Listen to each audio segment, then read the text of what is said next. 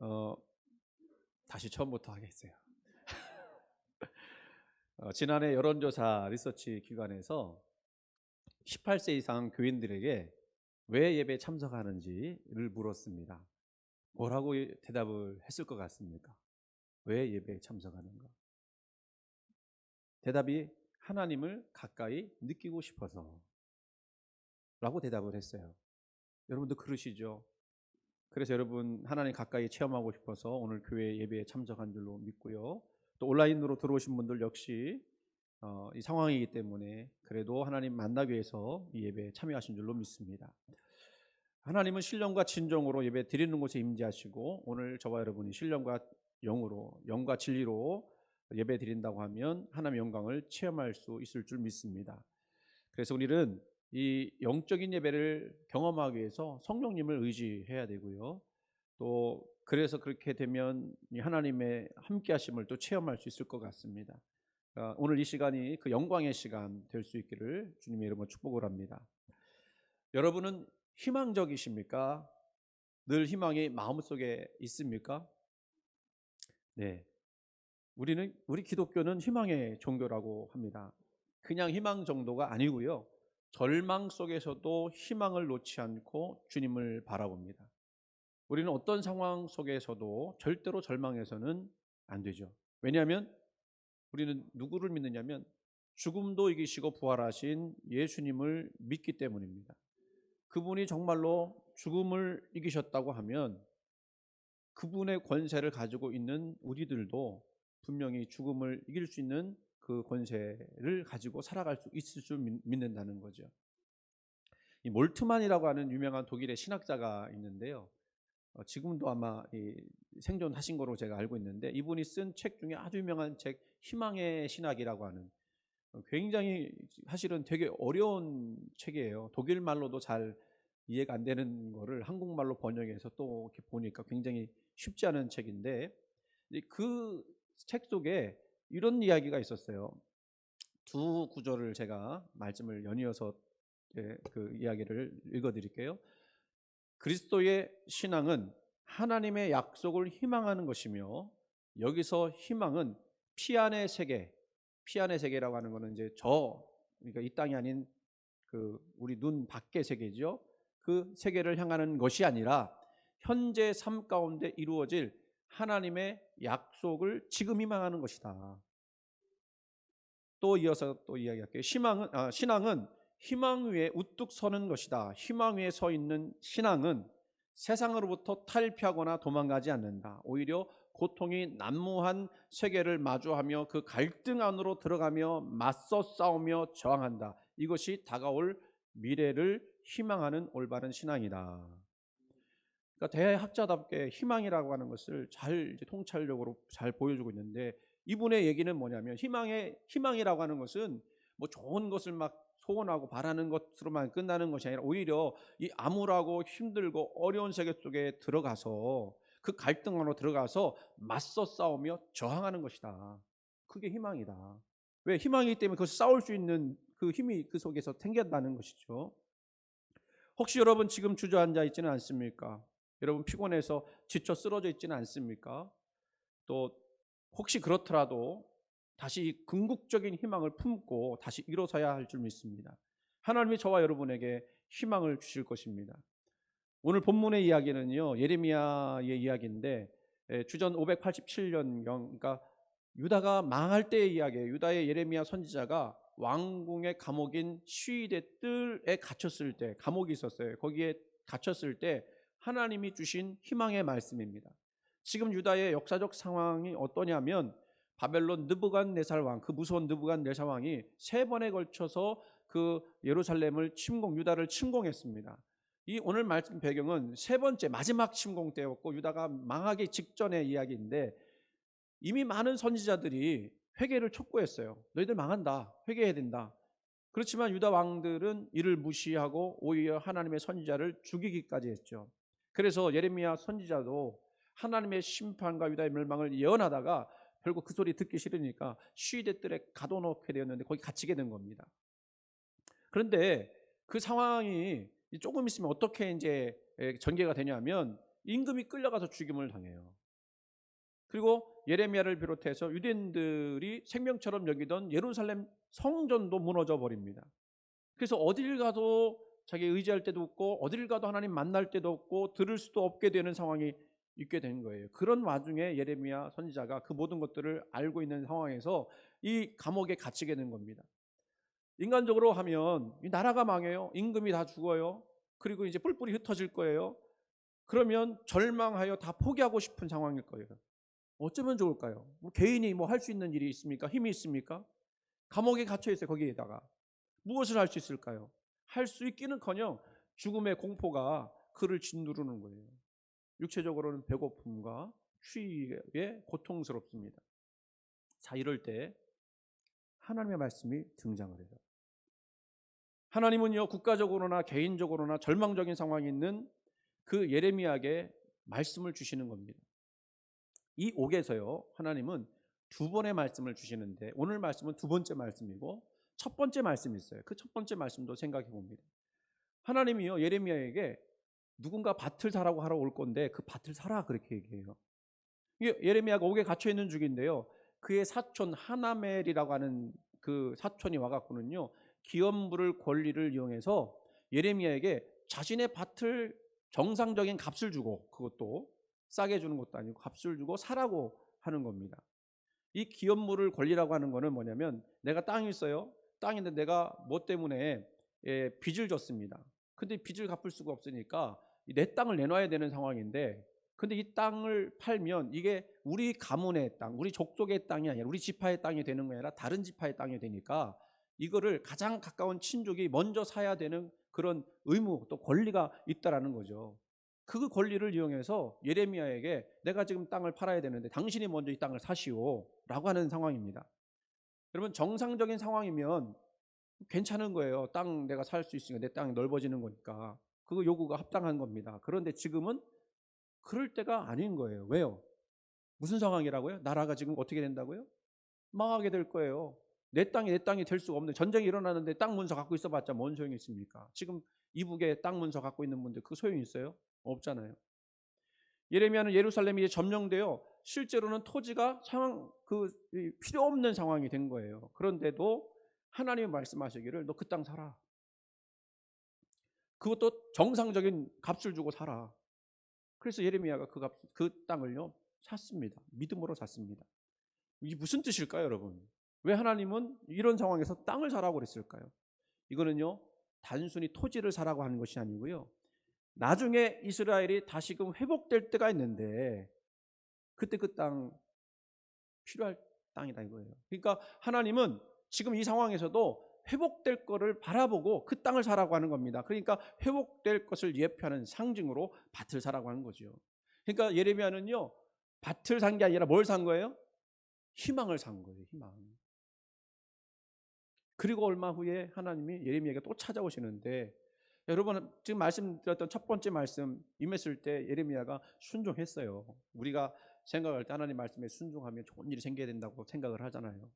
그리고 뭔가 좀 달라질 조짐이라도 보여줘야 한다고 생각하지 않습니까? 그런데 그런 일이 일어나지 않았어요. 뭐 그냥 감옥에 갇힌 거는 그냥 갇혀 있는 거예요. 그럴 때에 하나님께서 예레미야가 찾아왔는데, 그러니까 더욱더 절망한 그때에 가장 힘들 때에 찾아오신 거예요. 감옥에 갇혀서 이제 앞으로 어떻게 될는지 알 수 없을 때 찾아오신 것입니다. 불행한 사건, 고통스러운 일들, 그런 것들이 계속해서 일어나고 있는 상황에 하나님이 찾아오셔서 말씀하시는데, 여러분 이게 참 우리에게는 신비로운 이야기예요. 뭐냐면 하나님은요, 우리가 멀쩡할 때, 정상적인 때에 늘 찾아오시는데 우리가 그걸 몰라요. 그걸 깨닫지 못할 때가 많이 있어요. 그런데 언제 그걸 찾아보죠? 알게 되죠? 힘들고 어려울 때, 위기 속에 있을 때 우리 눈이 이상하게 열리게 돼요. 하나님이 찾아오시는 걸 경험하게 돼요. 그리고 누구인지를 구체적으로 알 기회가 되는 겁니다. 예레미야도 그런 거예요. 물론 그전에도 하나님의 말씀을 들었지만 지금 더 절실하게 그 말씀을 듣게 되는 상황이 된 거예요. 감옥에 갇혀 있을 때 오직 그냥 하나님만 바라볼 수밖에 없는 상황이었으니까 영적으로 더욱더 거룩하게 되는 기회, 또 말씀이 잘 들리는 기회가 된 겁니다. 우리도요, 건강할 때는요 모르던 감사의 제목들이 그 건강을 잃고 나서야 깨닫게 되는 거예요. 그렇죠? 아, 하나님이 그동안 나를 잘 지켜주셨구나.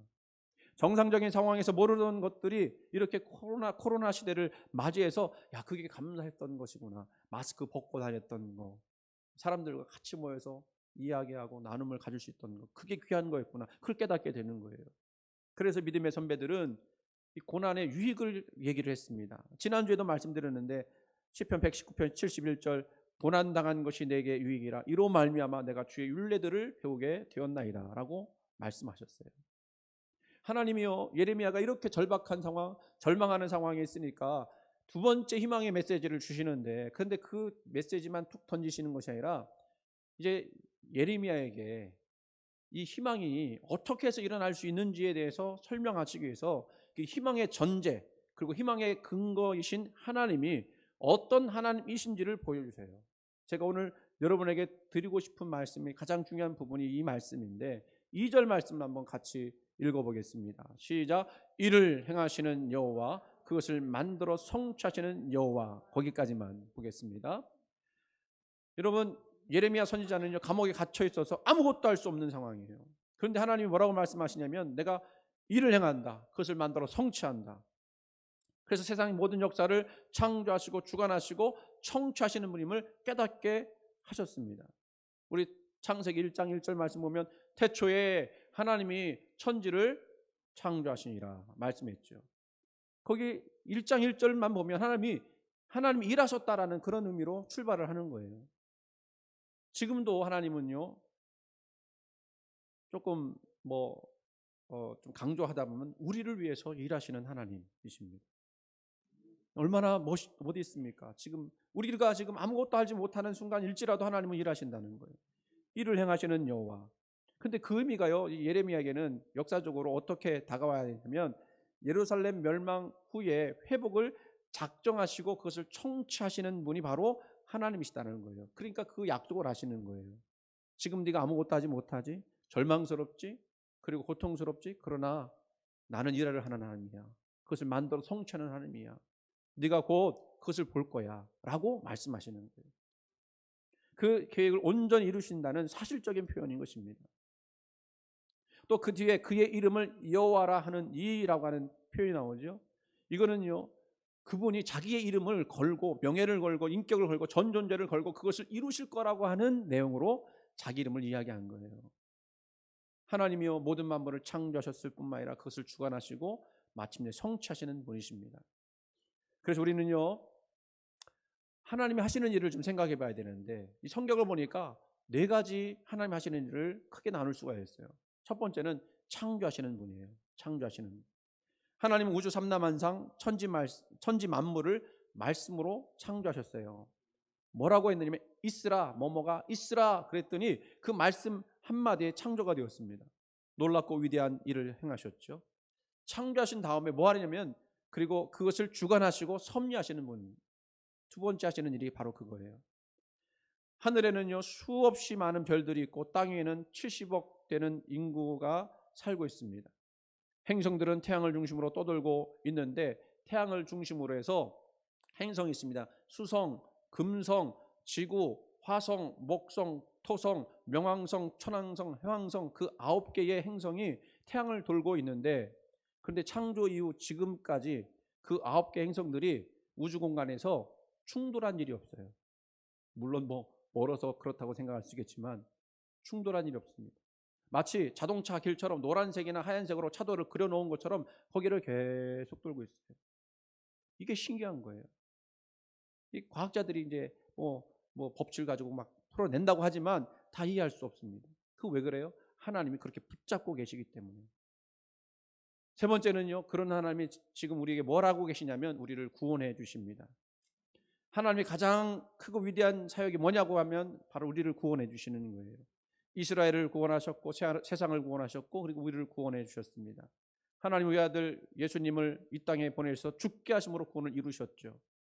자기 자신을 내어주신 거죠. 친히 십자가에 죽으심으로써 우리를 구원하셨습니다.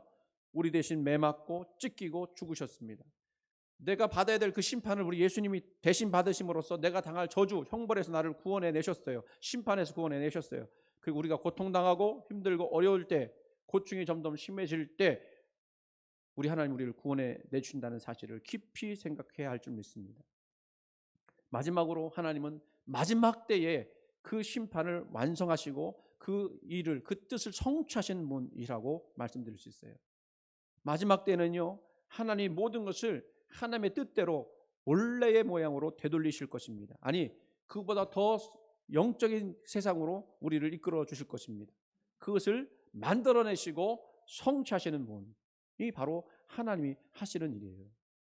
그러므로 우리가 인생을 살아가면서 하나님의 주인됨을 인정하고 성경에서 배운 대로 살아간다면 우리 하나님의 그 선하신 일들을 이루어 나가게 될 줄로 믿습니다. 이것을 이해하고 말씀을 보면 지금 하나님은요, 쉬고 계신가요? 쉬고 계시지 않으세요. 이스라엘 민족이, 예레미야가 절망하고 암담한 상황에 있을지라도 여전히 하나님은요, 그들을 위해서 일하시고 만드시고 성취하시는 중이십니다. 하나님은 지금 이 악한 현실의 물기를 바꾸시기 위해서 저항하시고, 그리고 그것을 바꾸어 희망으로 만들어내시기를 원하시는 거예요. 그게 우리가 바라볼 희망, 그 신앙의 희망입니다. 사랑하는 성도 여러분, 혹시 우리가 절망스러운 상황에서 이 사실을 잊지 마십시오. 하나님은 지금도 일을 하신다. 그것을 만들며 성취하신다. 내가 염려하기보다는 하나님의 일하심을 믿고 그분의 뜻을 따라 살아야 된다. 저는 오늘 본문이요, 늘 이렇게 기도할 때마다 생각하고 그것을 묵상하고 기도를 하는데요. 그럼 위로가 돼요. 어렵고 힘들 때 있잖아요. 그러면 하나님이 나를 위해서 지금도 일하신대. 성경이 나한테 얘기를 해주시는 거예요. 그 말씀이 한 줄기 빛과 같아요. 물론 뭐 그렇다고 해서 뭐 어려운 상황이 눈에 보이도록 확 바뀌어지거나 뭐 홍해가 갈라지듯 그렇게 문제가 갈라지고 그런 건 아니지만, 그럼에도 불구하고 하나님은 일을 하시고 계시다. 견디기 어려운 상황에서 이 말씀을 기억하면 여러분 힘이 날 줄로 믿습니다. 여전히 상황이 바뀌지 않음에도 일하시는 하나님이 계시기 때문에 그 하나님 그 일을 만드셔서 성취하셔서 하나님의 뜻을 이루어 나갈 것이기 때문에 우리가 믿고 따라갈 수 있어요. 이제 하나님이 어떤 하나님이신지 이야기했잖아요. 일을 행하시는 분, 그를 만드시고 성취하시는 분, 그런 하나님이 이제 예레미야에게 말씀하세요. 뭐라고 말씀하시냐면 부르짖으라 내가 응답하겠다. 일을 행하시는 하나님, 그것을 만들어 성취하시는 하나님, 뭐라고 요구하시냐면 3절 말씀, 너는 내게 부르짖으라 내가 내게 응답하겠고 내가 알지 못하는 크고 은밀한 일을 내게 보이리라. 그러니까 지금 국가적으로 개인적으로 절망에 빠진 예레미야에게 너 내게 부르짖어서 기도해야 돼 라고 얘기하는 거예요. 지금 예레미야가 얼마나 절망적인 상황인지, 눈에 보이는 상황이 임금이 죽고 나라가 다 그 외국에 의해서, 군대에 의해서 깨어지고, 그리고 사람들이 죽고, 그리고 막 잡혀가야 되는 그런 상황이라고 말씀드리지 않았습니까? 정말 아무것도 할 수 없는 그 상황에 여호와의 말씀이 그에게 임했는데 네가 할 수 있는 것 있지 않냐? 절망하지 말고 포기하지 말고 너는 나에게 부르짖으라. 그리하면 내가 너에게 응답할 터인데 어떻게 하시냐면 크고 은밀한 일을 내게 보이리라. 여기서 하나님의 크고 은밀한 비밀, 이게 뭐냐면요, 하나님이 이루실 일이 있다는 거예요. 그게 나중에 예레미야 33장 4절로부터 52장 34절까지 크게 보면 그렇게 나눌 수 있는 말씀인데, 무너진 예루살렘 도성을 회복시키겠다는 거예요.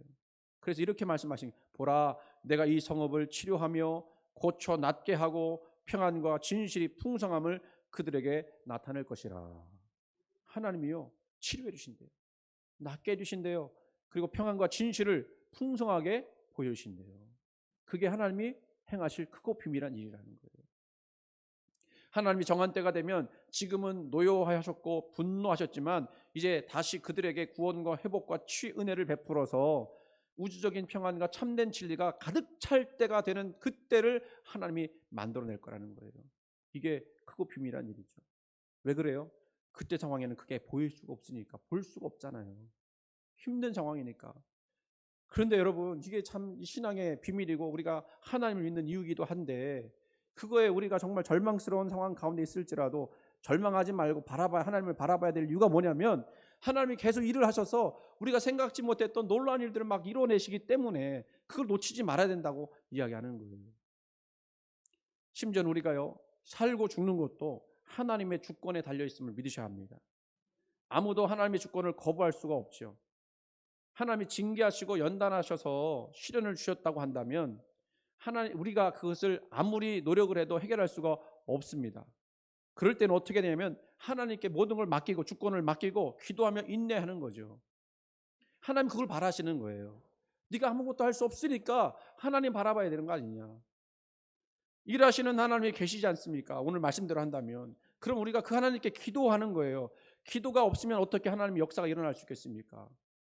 하나님은 지금도 기도하는 자를 찾으시고 부르짖는 자에게 좋은 것으로 베풀어 주십니다. 너는 내게 부르짖으라 라고 말씀하셨다고 하는 것은 너희가 하나님을 그렇게 찾으면 내가 반드시 응답하겠다고 하는 그런 전제를 깔고 얘기하시는 거예요. 그동안 유다와 이스라엘 백성들이 어떻게 했습니까? 하나님 이름을 더럽히고 우상 숭배했습니다. 돈과 쾌락을 쫓고 세상에 즐길 것들에 푹 빠져 살았습니다. 두려움과 근심, 걱정에 빠져 있던 빠져 있어서 하나님의 임재를 체험하지 못했어요. 그래서 심판이 왔던 것인데 하나님이 그 심판을 통해서 그 영혼을 깨우기 위해서 그 사람들에게 부르짖고 기도하라고 하신 거죠. 혹시 우리의 상황이 지금 그와 같지는 않은가? 그런 생각이 안 드십니까? 왜 부르짖어 기도하라 했느냐? 하나님을 믿기 때문에, 하나님의 일하심을 믿기에 그것을 소망하여 기도하라는 것이죠. 기도하는 사람과 기도하지 않는 사람의 차이를 말한다면 하나님이 누구신지를 아느냐 모르느냐 그 차이일 수 있을 거예요. 그뿐만 아니라 하나님에 대한 믿음의 수준을 보여주는 것이 기도입니다. 분명히 여러분 기도할 때 지금 당장 기도해서 뭔가 이루어지지 않는다고 실망하지 마세요. 후에 하나님이 우리가 생각하지 못했던 크고 은밀한 그 비밀을 우리에게 보여줄 줄 믿습니다. 우리가 경험하는 세계가 세계의 전부일 수 없잖아요. 내가 알고 있는 그것이 전부일 수 없잖아요. 그 전부를 가지고 계신 분 우리 하나님이신데 그분께 우리가 기도하면 그분이 응답하셔서 나에게 응답해 줄 줄로 믿습니다. 그래서 기도하는 사람은요 절대로 망하지 않습니다. 기도하는 민족도 망하지 않습니다. 우리 교회 기도가 끊어지지 않기를 바랍니다. 기도하는 교회도 역시 부흥하게 될 줄 믿습니다. 왜냐하면 우리 여호와 하나님께서는 우리 기도를 오늘 말씀처럼 약속하셨고 응답하시겠다고 약속했기 때문에 그래요. 바라기는 여러분이 어떤 상황에서도 포기하거나 절망하지 마세요.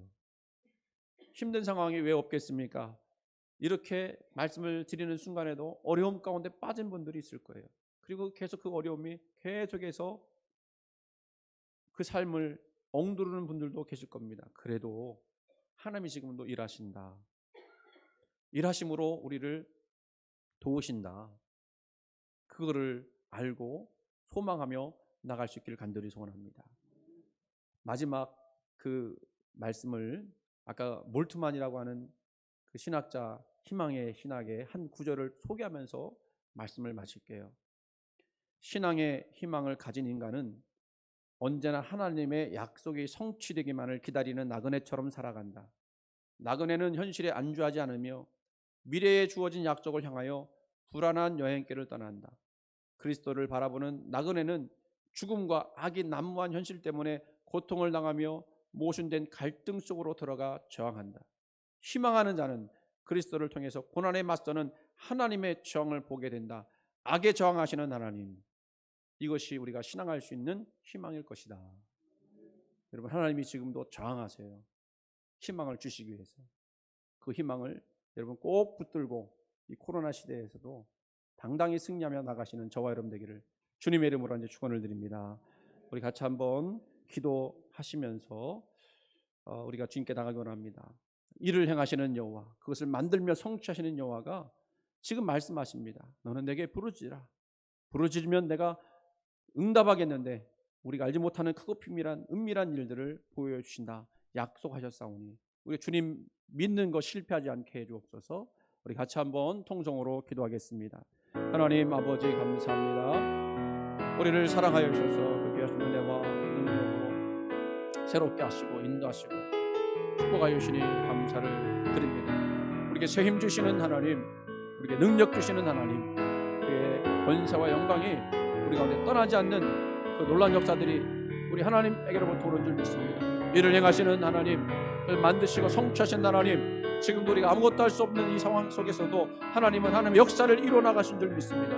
아버지 하나님, 그저 우리 주님을 바라보게 해주시고 우리가 부르짖어 주님께 기도할 때에 하나님의 역사가 나타나게 해주시고 우리를 도우시는 그 하나님의 놀라운 은혜를 아버지 경험할 수 있도록 인도하여 주옵소서. 힘들고 어려운 분들이 있습니까? 주님, 그들을 외면하지 마시고 그들에게 찾아가셔서 그들을 붙들어 주시고 새롭게 하시고 아버지 정말 희망을 주시고 능력을 베푸시는 그 은혜를 허락하여 주옵소서. 예수님의 이름으로 기도드리옵나이다. 사랑과 은혜가 풍성하신 하나님, 우리를 절대로 버리지 않으시고 우리를 고와 같이 버려두지 않으시고 우리에게 그 절대적 희망을 주시기 원하시는 하나님이신 것을 우리가 믿고 감사를 드립니다. 우리가 아무것도 할 수 없는 꼼짝없이 이 세월에 이 상황에 당할 수밖에 없는 우리의 삶일지라도 여전히 하나님은 일을 행하시는 하나님이요 그것을 만드시고 성취하시는 하나님이신 것을 우리가 믿고 깨닫게 하여 주옵소서. 그러므로 우리는 그 하나님께 부르짖어 기도합니다. 우리가 기도해야 할 제목들을 주님께 알리고 또 소리 높여 기도할 때에 하나님 우리에게 크고 은밀한 일을 보여줄 줄 믿습니다. 그 믿음 가지고 흔들리지 않게 하여 주시옵소서. 주님 온전히 바라고 믿음으로써 나가게 하여 주시옵소서. 예수님의 이름으로 간절히 기도드리옵나이다. 아멘.